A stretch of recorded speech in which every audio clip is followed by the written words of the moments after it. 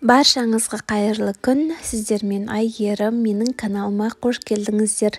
Бүгінгі видеода нағыз қазақтың қазы қартасын дұрыс тұздаудың жолын көрсететін боламын. Видеоны мұқият соңына дейін қараңыздар. Ең алдымен қазы еттерін дайындаймыз. Сүйегінен етін бөлек ажыратып аламыз. Қазы тұздау үшін бізге чеснок, тұз және де қара бұрыш қажет болады.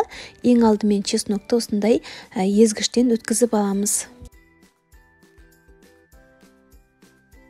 Чесногымыз көбейіп кетсе ештен кетпейді, кейінгі қартаны тұздағанға қажет болады.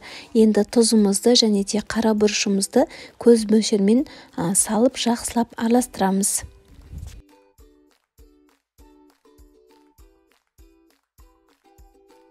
Міне барлығын жақсылап араластырып алдық. Енді ішектердің ішіне 2-3 мәрте су жүргізіп жақсылап жуып тазалап аламыз.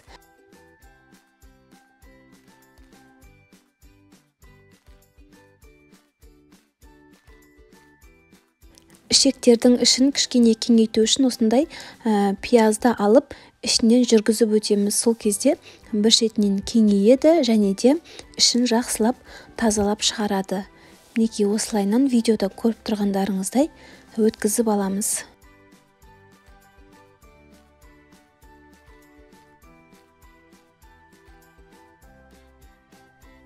Міне осылайынан кеңейтіп алсақ, ішіне етіміз де кішкене молынан кететін болады. Мінекей барлығын жақсылап осылайынан өткізіп аламыз.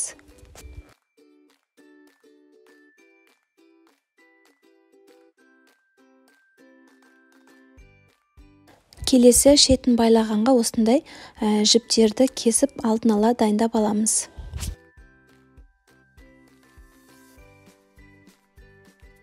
Мендегі бірінші ішек өте ұзын. Осыны мен 3 бөлікке бөлдім. Сіздер өз қалауларыңыз бойынша 4 бөлікке немесе 5 бөлікке бөлсеңіздер болады. Мінекей мен 3 бөлікке бірдей етіп кесіп алдым. Міне бірінші ішек дайын. Енді осыған қазы етінен кішкене сиятындай мөлшерде етімізді кесеміз.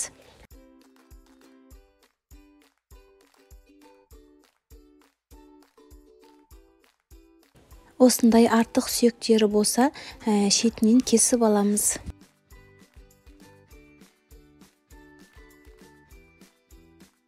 Міне біздің етіміз дайын. Енді алдыңғы дайын тұрған чеснок тұзымызды сеуіп жақсылап қолымызбен видеода көріп тұрғандарыңыздай сықылап тұзын әбден сіңіреміз. Негізінде қазының тұзы көп болғаны өте дәмді болып шығады. Сорпаға да дәмі ерекше болып шығады. Сол себептен аямай осылайынан жаға беріңіздер. Енді әркім өз қалауы бойынша аштыны ұнатпасаңыздар, азырақ тұздасаңыздар да болады.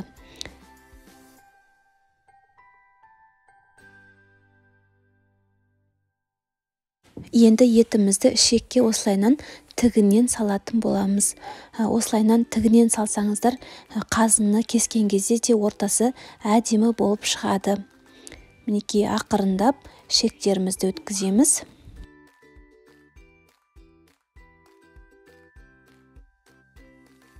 Ішектің бір шетін жіппен жақсылап 2-3 мәрте қатты қысып байлаймыз.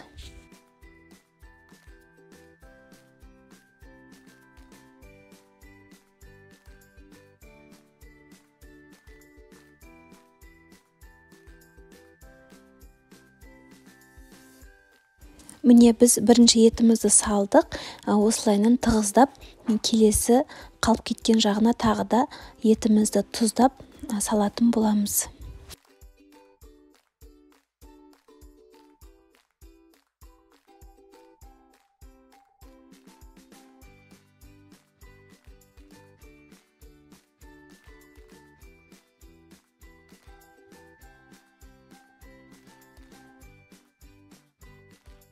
Міне қыздар осылайынан бір тегіз бір келкі етіп саламыз. Бізде енді көбіне қонаққа асып жатамыз. Сол кезде кескен кезде де әдемі болып шығу үшін осылайынан саламыз.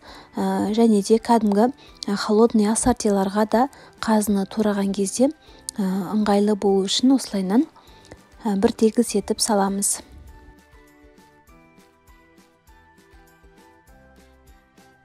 Міне барлық етімізді жақсылап салып алдық. Қатты тығыздамаңыздар.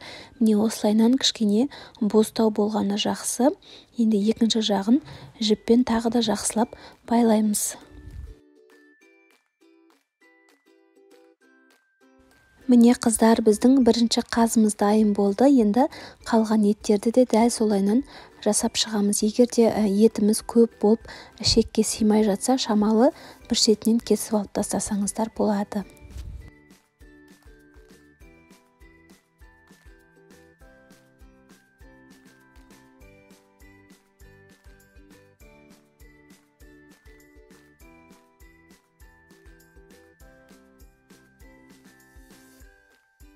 Мінекей барлық қазыларымызды дәл осылайынан тұздап шығамыз.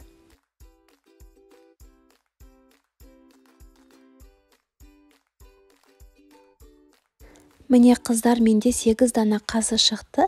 Енді осы қазыларды далада 2-3 күндей кептіріп алып, содан кейін тоңазытқышқа сақтаймыз. Енді келесі сіздерге қартаны тұздап көрсетемін.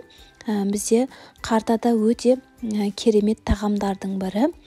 Ішін жақсылап жуып тазалап аламыз, және де қалып кеткен бізде осы чеснок тұзымызды жақсылап тұздаймыз. Осы май жағына тұздаймыз, және де тұздап болғаннан кейін екінші жағына айналдырып қоямыз. Сол кезде тұзы ішіне сіңіп, дәмі әдемі болып тұрады.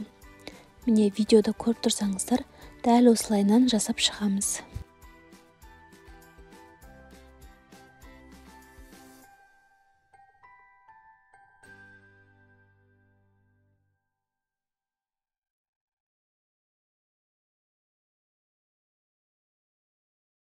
Міне май жағын жақсылап тұздап алғаннан кейін екінші жағына қарай аударамыз. Мінекей қасықтың көмегімен осылайынан екінші жағына аударып аламыз. Міне біздің қарталарымыз осылай тұздалады, өте оңай.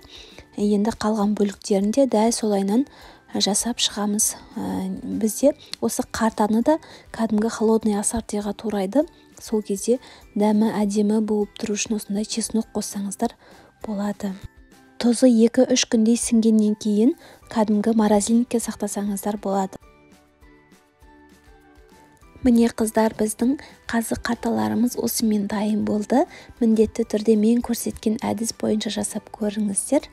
Өте керемет болып шығады. Құрметті қыз-келіншектер, астындағы подписаться батырмасын басып, менің каналыма тіркелуді ұмытпаңыздар. Алдағы уақытта сіздермен пайдалы видеолармен бөлісетін боламын. Сіздермен болған Әйгерім. Келесі видеоларда кездескенше.